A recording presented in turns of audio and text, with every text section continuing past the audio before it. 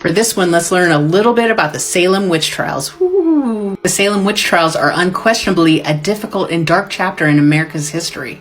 These trials began in the spring of 1692 and lasted for 15 months after a group of girls from Salem Village, Massachusetts claimed to be possessed by the devil.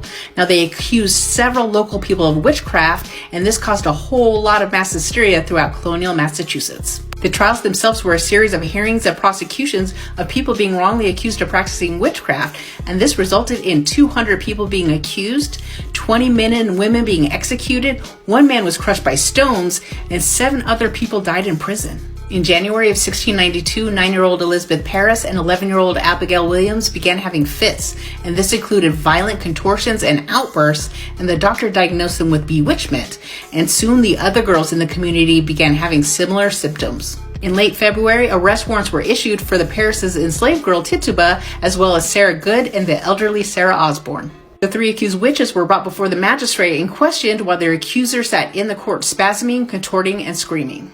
Sarah Good and Osborne denied their guilt. However, Tituba confessed, likely trying to save herself. She said there were other witches working alongside her in service of the devil against the Puritans. And just like that, everyone went bananas. They were accusing everybody. It didn't matter who you were. If you were an upstanding citizen, you were going to be accused. Even Sarah Good's 4-year-old daughter was accused of being a witch. And like what Tituba did, other witches were confessing and they were blaming other witches. So you can't even imagine how many people were standing before the courts. In May of 1692, newly appointed Governor William Phips established a special court of oyer and terminer for witchcraft cases in the counties of Essex, Suffolk, and Middlesex. Bridget Bishop received the first conviction on June 2nd of 1692, and she was hung 8 days later on what is now known as Gallows Hill in Salem town. 5 more people were hanged in July, 5 in August, and 8 more in September.